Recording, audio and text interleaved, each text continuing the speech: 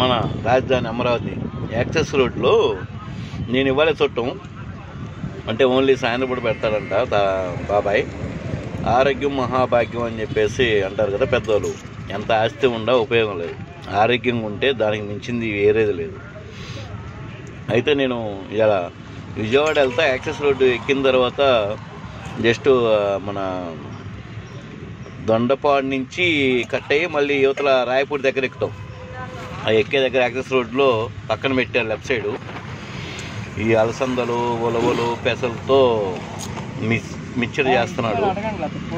ఈ అలసందలు ఉడకబెట్టిన నీరు మనం అన్నం వండుకున్నప్పుడు గంజి వస్తాం కదా, ఆ గంజి టైప్ అన్నమాట కూడా. ఇది మనం ఇంటికి తీసుకెళ్ళి హాఫ్ లీటర్ తీసుకెళ్ళి వేడి చేసుకొని తినవచ్చు, తాగొచ్చు. ఇది తేనె అన్నమాట, స్వతహాగా తేనె. చూద్దాం అని చెప్పేసి తీసుకున్నాను. క్వాలిటీ బాగానే ఉంది. టేస్ట్ చేస్తే మరి చూడాలి. అది బయట మనం వాస్తవంగా తేనెని ఫ్రిడ్జ్ లో పెట్టకూడదు, బయట ఉంచాలి. వాడినన్నాళ్ళు అది నల్లంగా మారితే క్వాలిటీ కాదనేది అర్థమైపోయింది. అలసందలు పెసలు ఉలువలు పెసలు గ్యార్ ఉంది, మసాలా కలిపాడు నాకే.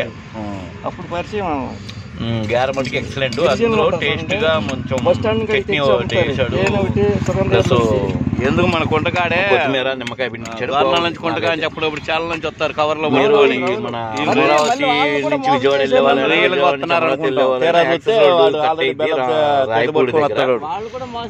మరి అదే పక్కనే మళ్ళీ గిరిజనులు అంటే మనం దొండపాడు యాక్సెస్ రోడ్ ఎక్కే లోపల అంటే విజయవాడ నుంచి అమరావతి వెళ్ళే రైట్ సైడ్ అన్నమాట ఈ బాబాయ్ది. మసాలా మటుకి బాగుంది, 25 రూపాయలు.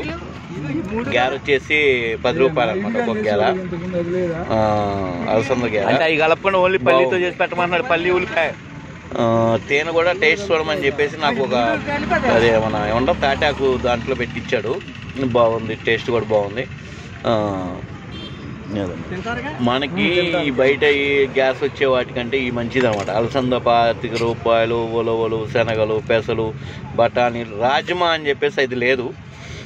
బీన్స్ గింజలు ఈ 2 లేవు, మిగతా అన్నీ ఉన్నాయి అనమాట దాంట్లో. ఆ పల్లి మసాలా ఒకటి చేస్తున్నారు వేరే అతను, నేను అందులో తినేటప్పుడు వేరే అతను చేస్తున్నాడు. అది బాగుందనమాట. మీరు ఒకసారి ట్రై చేయండి.